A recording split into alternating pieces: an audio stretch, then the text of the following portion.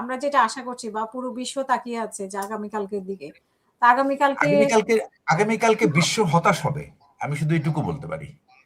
বিশ্ব হতাশ হবে, বিকজ বিশ্ব তাকিয়ে থাকতে পারে, বিশ্ব হতাশ হবে।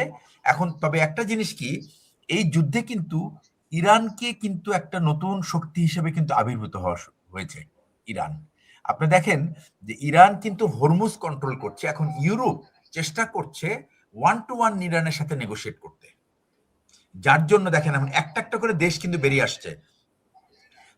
স্পেন বলেছে যে যে হামলা চললো এটা অমানবিক এবং এটা নিন্দা জানানো উচিত।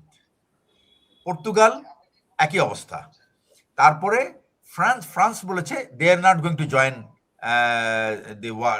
আজকে কিন্তু ন্যাটোর secretary general is in White House, কিন্তু সে যখন হোয়াইট হাউসে দেখা করতে গেছে সেখানে বলছে, যাই কথাবার্তা যাই হোক, ট্রাম্প একটা টুইট করছে যে ন্যাটো আমাদের যখন দরকার ছিল তখন তারা আসে নাই, এবং আগামীতেও যদি দরকার হয় তখন তারা আসবে না। So I will remember it. এবং এই গ্রিনল্যান্ড, সে কিন্তু আবার গ্রিনল্যান্ডের কথা মনে করাই দিছে যে Greenland it's a shitty space, আর কি কি যে ডট ডট ডট দিয়েছে আর কি। তার মানে তার কিন্তু নজর ওই গ্রিনল্যান্ডের দিকে। প্রবলেমটা হচ্ছে যে ট্রাম্প এখন যে যুদ্ধে, আমি আপনাকে এখানে একটা জিনিস বলি, 1999-এ যখন বিল ক্লিন্টনকে যখন তারা সার্বিয়ার উপরে মিলোসেভিচ কে যখন তারা ম্যানেজ করতে পারছিল না, তখন কিন্তু বলছিল যে এটা বমিং করো, বলছে যে বমিং করলে মিলোসেভিচ সারেন্ডার করবে, আমরা will be able to take care of Bosnia Herzegovina and greater Yugoslavia. তখন বলছে কয়দিন লাগবে, বলছে আবার 3 to 4 days। পরে বলছে 3 দিন 4 দিন না হলেও 2 সপ্তাহের মধ্যে হয়ে যাবে। 78 days the air campaign went on, but still it was not working. তখন কি করেছে, বলে যে এটা কেন কাজ হচ্ছে না, বলছে যে মিলোসেভিচকে তার মানে লিভারেজ উইথ রাশিয়া যদি রাজি হয়, only then Milosevic will be out of power.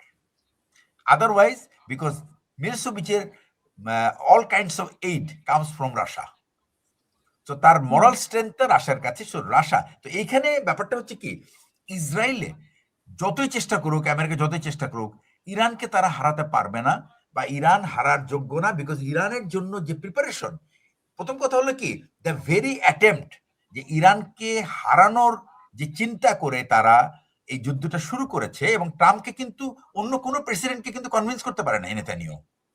সে শুধুমাত্র বলছে যে it's the matter of time, এই জাস্ট কয়েকটা কি আমরা লিডার মেরে ফেলবো, দেখবেন যে রেজিম ফল করছে, তারা সারেন্ডার করে দিবে। ট্রাম্প তো হ্যাজ নো আইডিয়া, এবং ট্রাম্পকে কিন্তু পেন্টাগন নিষেধ করেছে দ্যাট ইরান কিন্তু এমন কোন দেশ না যাকে আমরা, ইরানের যে ইন্টেলিজেন্স বলে যে ইরানের ব্যাপারে মোসাদের কাছে অনেক শক্ত ইন্টেলিজেন্স আছে, এবং আমরা যে ইন্টেলিজেন্স জানি ইরানকে কখনোই মিলিটারিলি এয়ার ক্যাম্পেইন করে হারানো সম্ভব না, plus land campaign in Iran is impossible. তাহলে কেন আমরা এখানে যাচ্ছি? ট্রাম্পকে যখন নেতানিয়াহু যখন কনভিন্স করেছে, তখনই কিন্তু ট্রাম্প ইনক্লুড হয়েছে। এখন তার মানে কি, এই সারা বিশ্বের যে আজকে যে বিশ্ব প্রবলেমে পড়তে যাচ্ছে, বিশ্ব প্রবলেম পড়ছে কোথায়? আপনি যেটা নাকি যেটাকে বলে সাউথ, মানে ডাউন সাউথ যেটাকে বলা হয় আর কি, ঠিক আছে না? এই সাউথ মানে হলো গরিব দেশগুলি, তাদের কিন্তু কোনো স্ট্র্যাটেজিক রিজার্ভ নাই, তাদের কাছে কিছুই নাই। এবং যদি এই দুর্ভিক্ষ এবং অলরেডি কিন্তু প্রেডিকশন হচ্ছে ফার্টিলাইজার তৈরি হচ্ছে না, essential product, lot of chemical by product যেখান থেকে আপনার মেডিসিন তৈরি হয়, সেগুলি কিন্তু পাবেন না, এবং সারা পৃথিবীতে কিন্তু একটা ভয়াবহ একটা রূপ নিতে যাচ্ছে। এবং এটা মন্দা হবে না, এটা একটা দুর্ভিক্ষ হইতে থাকবে বিভিন্ন দেশে, এবং খুব স্পষ্ট করে বলেছে বিশেষ করে আফ্রিকা এবং কিছু গরিব দেশ, and that includes India, they are going to go through famine, এবং এটা উতরে উঠতে বহু সময় লাগবে। বাংলাদেশ কিন্তু, আমি বলছি বাংলাদেশের কিন্তু একটা মহাবিপদ সামনে, মহাবিপদ। কারণ ফার্টিলাইজার না হলে, এবং ফার্টিলাইজার কারা তৈরি করে? একমাত্র আমেরিকা। এখন যে অবস্থা, আমেরিকা এবং রাশিয়া ফার্টিলাইজার তৈরি করেছে, এন্ড ফার্টিলাইজারের কস্ট প্রচুর হয়ে যাবে। সবচেয়ে বড় প্রবলেম পড়েছে ইউরোপ, তারা কোনো ডিল করতে পারছে না, বিকজ পুরো ইউরোপ ডিপেন্ড করে মিডল ইস্টের তেলের উপরে, এবং তারা কোনোভাবে ইরানকে চটাতে চাচ্ছে না, এবং তারা চাচ্ছে যে ইরানের সঙ্গে একটা ডিল করে তাদের যদি শিপ টিপ গুলো বের করে আনা যায়, বিকজ ইরান হুম, যদি রাজি না হয় আপনি কোনো শিপ বের করতে পারবে না। আর বলে যে এই যে ট্রাম্প বলে যে তারা ইরানের ইয়ে করে ফেলেছে, তারা হলো এয়ারফোর্স, বলে Iran did not have any air force, because তারা জানে যে তারা এয়ারফোর্স অপারেট করতে পারবে না, so they did not go hmm, for any aircraft. তাদের যে air defence system, that was their root of air ডিফেন্সই ছিল তাদের তাদের মেইন পাওয়ার ছিল মিসাইল মিসাইল টেকনোলজি এবং missile production capability, drone production capability, এই দুটোই কিন্তু ইরানের ইনট্যাক্ট আছে।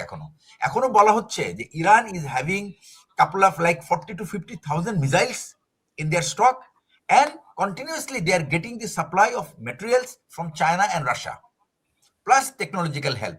সো এই দুটো সুপার পাওয়ারকে তাদের যে superiority added with the determination, মানে ইরানের সংকল্প আর তাদের technical support plus logistic resource support, এটা কোনোদিনও ইরানকে আপনি কিছু আপনি রক্ষা করতে পারবেন না, হারাতে পারবেন না, এবং ইরানকে দমিয়ে হরমুজ কন্ট্রোল করাও সম্ভব না।